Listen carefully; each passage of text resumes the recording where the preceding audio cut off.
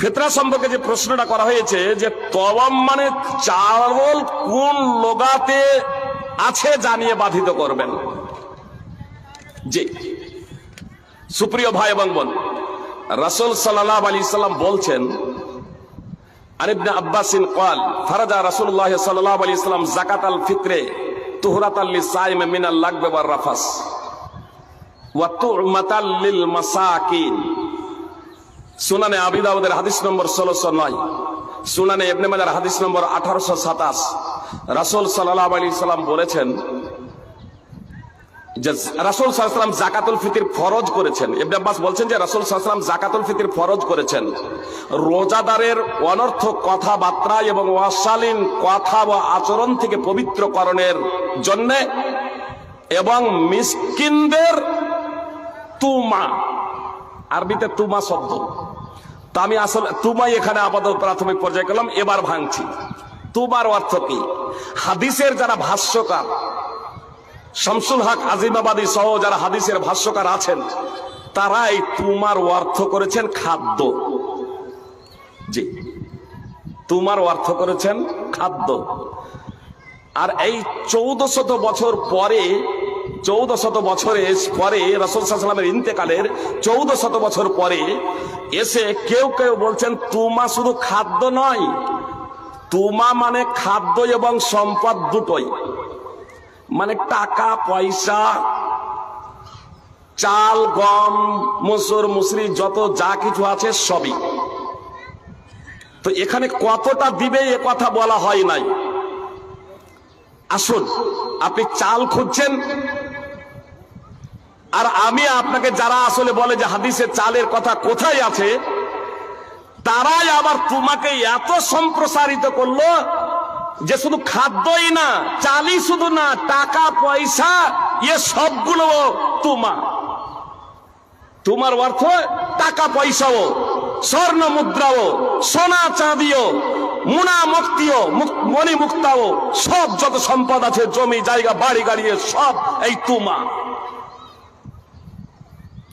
তা আসুন, কতটা দেবে? 1 বিঘা জমি দেবে, 1 কিলো সোনা দেবে, 2 কিলো চাঁদে দেবে, কতটা দেবে? নবী সাল্লাল্লাহু আলাইহি সাল্লাম বলছে আব্দু সাআম মিন তুআমিন ফিল ফিতর, সহিহুল জামি হাদিস নম্বর 242। নবী সাল্লাল্লাহু আলাইহি সাল্লাম বলছেন ফিতরাতে 1 সা খাদ্য দাও। কি বললেন? 1 সা খাদ্য দাও। তো সুপ্রিয় ভাই এবং বোন, আপনি বলছেন চাল কোথায় আছে? তো চাল খাদ্য না খাদ্য নয়? চাল খাদ্য না খাদ্য নয়? যদি খাদ্য না হয় তাহলে চাল মাইনাস করে দেন, আর যদি খাদ্য হয় তাহলে চাল আছে। আপনি যখন বলছেন যে স্বর্ণ মুদ্রা, টাকা পয়সা এগুলো তুমা, খাদ্য এগুলো তুমা, আর আল্লাহ রাসূল তুমা ফরজ করেছেন, তো আল্লাহ রাসূল সাল্লাল্লাহু আলাইহি সাল্লাম বললেন 1 সা দাও। তো আপনি 1 সা টাকা পয়সা ভরেন যে, বুঝতে পেরেছেন চাল কোথায় আছে না আছে? একটু আরো বলি, কেউ বলে ইদানিং কালে যারা আলেম ওলামা যত আছেন, বড় বড় যারা বিদ্বান আছেন, তারা সকলেই বলেছেন যে দেশের প্রধান খাদ্য, তারা সবাই বলেছেন দেশের প্রধান খাদ্য। যারা হাদিসের ভাষ্যকার তারা স্পষ্টভাবে উল্লেখ করেছেন, সৌদি ফতোয়া কমিটির মুফতিগণ স্পষ্টভাবে উল্লেখ করেছেন, আমাদের দেশেরও যারা বড় বড় আলেম আছেন, মাদানি আছেন, দেশের প্রধান খাদ্য এবং বিভিন্ন আপনার রমাদানের তোহফাতেও লেখা থাকে। ইদানিং কালে কেউ এরকম বাংলা অনুবাদ পড়েন আর তারপরে বলেন প্রধান খাদ্য, এটা তো হাদিসে উল্লেখ নেই, হাদিসে উল্লেখ নেই।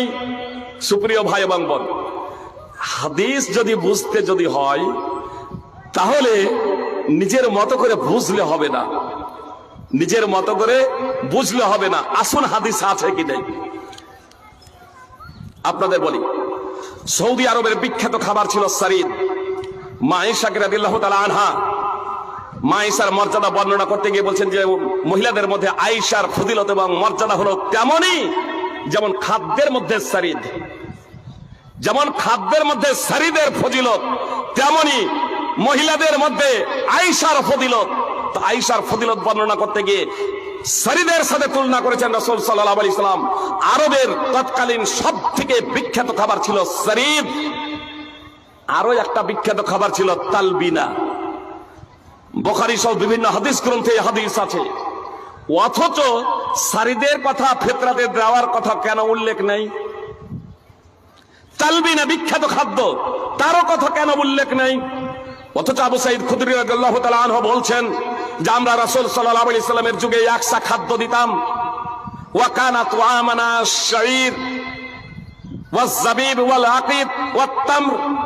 আর সে সময় আমাদের খাদ্য ছিল খেজুর, জব, পনির এবং কিশমিশ। তাই বিখ্যাত খাবার, মশহুর খাবার তালবিনা এবং সারিদ কোথায় গেল? সুপ্রিয় ভাই এবং বোন, আসলে সারিদ বিখ্যাত খাবার হলো, দৈনিক সেটা খাবার হিসেবে গণ্য করা হতো না। তালবিনা দৈনিক সেটা না, প্রধান খাদ্য ছিল না। যেমন আমরা বিরিয়ানি খাই, এটা আমাদের প্রধান খাদ্য, যে বিরিয়ানি আমাদের প্রধান খাদ্য না।